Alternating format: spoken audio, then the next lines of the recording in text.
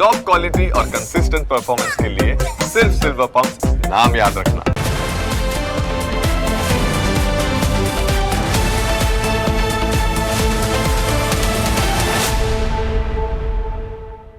જનતાનો જ્યારે ભરોસો તૂટે છે ત્યારે ખૂબ જ મુશ્કેલી સર્જાય છે।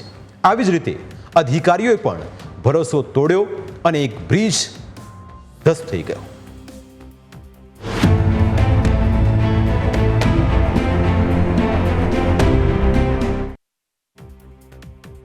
બ્રિજ તૂટી જાય છે, પરિવારો વિખેરાઈ જાય છે, ભ્રષ્ટ અધિકારીઓનું ક્યાં કઈ જાય છે, લોકોનું દિલ દુભાય છે, વાગેલા ઘા પર સહાયનો મલમ લગાવાય છે, પણ તેમાં જવાબદાર અધિકારીઓનું ક્યાં કઈ લૂંટાય છે।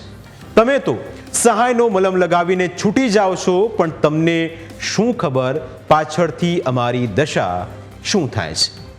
પુલ દુર્ઘટના હોય કે પછી અગ્નિકાંડ, બધું જ અમારે વેઠવાનું।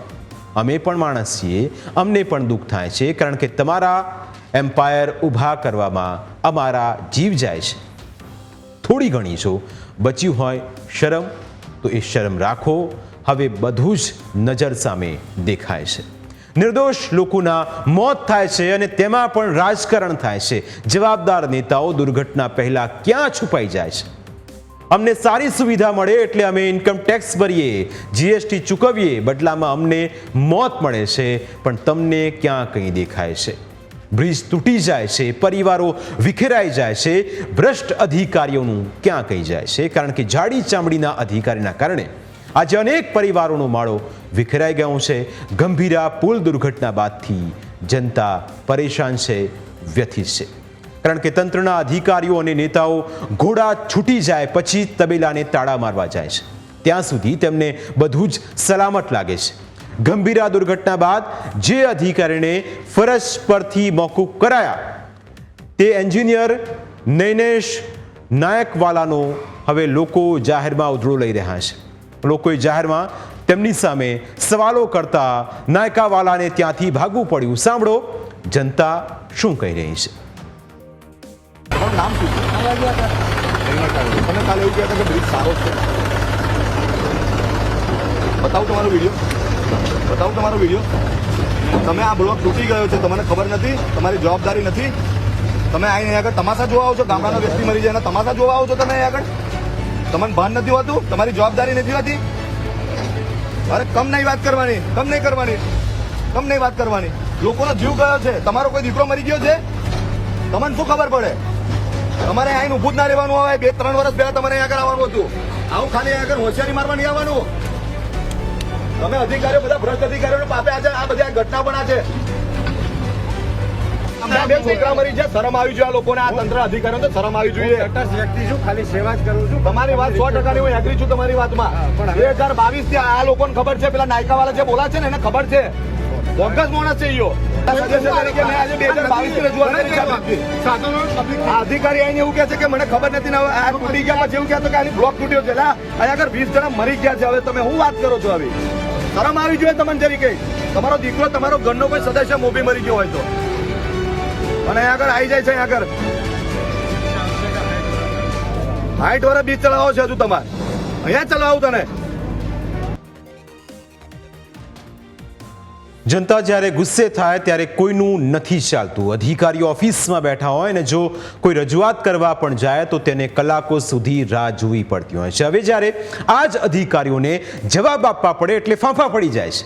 જો આ પુલની સ્થિતિ અંગે અધિકારીઓને પહેલેથી જ ખબર હતી, તેમ છતાં બ્રિજ સારો હોવાના રિપોર્ટ બનાવીને સરકાર અને પ્રજાને મૂર્ખ બનાવવામાં પ્રયત્નો ખૂબ કરવામાં આવ્યા અને તેનું જ પરિણામ આજે પ્રજા ભોગવી રહી છે। ગંભીરા બ્રિજ તૂટી પડ્યા બાદ નોકરિયાતોની મુશ્કેલી વધી ગઈ છે। આણંદ જિલ્લામાંથી 10,000થી વધુ નોકરિયાતો પાદરા નોકરી કરવા જાય છે। પહેલા તેઓ ગંભીરા બ્રિજ પરથી નોકરી જતા હતા, પણ હવે વાસદ થઈને વડોદરા અને ત્યાંથી પાદરા જવામાં તેમનો 3 કલાકનો સમય નીકળી જાય છે અને તેના કારણે તેમનો ખર્ચ પણ વધી ગયો છે અને ટ્રાવેલિંગના કલાકો વધવાના કારણે થાક પણ લાગે છે। તેવામાં આણંદ જિલ્લાના નોકરિયાતોએ રસ્તા પર ચક્કા જામ કરીને માગણી કરી કે કંપનીઓ અથવા સરકાર દ્વારા તેમને અલગથી ભથ્થું આપવામાં આવે। કર્મચારીઓ આજે આનંદ હાઈવે પર અત્યારે બેઠા છે ધરણા પર બેઠા છે. આ ઋષિ કંપની જે પાદરા તાલુકામાં આવેલી છે એ કંપનીના કર્મચારીઓ છે. હજુ બીજા પણ કર્મચારીઓ આવી રહ્યા છે. અમારી સરકારને સીધી માંગણી છે કે આ પાદરા તાલુકામાં નોકરી જવા કરતા યુવાન યુવતીઓ જે આણંદ જિલ્લામાંથી જતા હતા એ તમામ લોકોને અલગથી ભથ્થું અને અલગથી પગાર વધારો આપવામાં આવે, નહીં તો 48 કલાક પછી આ જ હાઈવે પર આણંદ જિલ્લાના 1000 યુવાનો બેસી જઈશું અને જ્યાર સુધી અમારી માંગણી નહીં પૂરી થાય ત્યાર સુધી કાં તો મરીશું કાં તો સારી જિંદગી જીવીશું એ નક્કી કરવાનું છે. લોકો હવે વિરોધ કરી રહ્યા છે કારણ કે ગંભીરા બ્રિજના ભરોસે તેઓ નોકરી પર લાગ્યા હતા, કારણ કે ત્યાંથી તેમને આવવા જવામાં ફક્ત 1 કલાક થતો હતો, પરંતુ હવે અવર જવરમાં 5 થી 6 કલાકનો સમય લાગી જાય છે. એટલે જો 8 કલાકની નોકરી ઉપર 6 કલાક બીજા ગણીએ તો 14 કલાકનો સમય તેમનો નોકરી પાછળ જતો રહે છે. સામે ન તેમનો પગાર વધે છે, ના પેટ્રોલમાં વધારો રૂપિયા મળશે, એટલે લોકોને ડબલ મુશ્કેલીનો સામનો કરવા મજબૂર થવું પડ્યું છે અને એટલે જ તે ભ્રષ્ટ અધિકારીઓ પર ગુસ્સો ઠાલવી રહ્યા છે.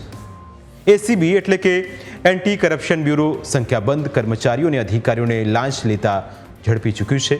લાંચ અને ભ્રષ્ટાચાર વિના રાક્ષસ જેવા અધિકારીઓનો ધરાવો થતો નથી આવતો. યોગ્ય કામગીરી કરવાના બદલે તેઓ રૂપિયાનો ખેલ પાડવામાં વ્યસ્ત હોય છે અને જ્યારે આવી દુર્ઘટના બને ત્યારે તેમના પેટમાંથી પાણી પણ નથી હલતું. તેમના માટે લોકોની જિંદગીની કોઈ જ કિંમત નથી હોતી. બ્રિજના સળિયા ભલે દેખાતા હોય પણ તેમને એ સળિયામાં પણ ફાયદાનો સોદો દેખાતો હોય છે. તેઓ એ ઠાઠમાં જ જીવતા હોય છે કે કોઈ તેમનું શું બગાડી લેવાનું છે. પણ યાદ રાખજો કે સમયનું ચક્ર ફરવામાં વાર નથી લાગતી. પાપનો ઘોડો ભરાય એટલે તેના ફૂટવાનું પણ નક્કી જ હોય છે. પ્રાઇમ 9માં સમય થયો છે બ્રેકનું. બ્રેક બાદ અન્ય મુદ્દા વિશે વાત.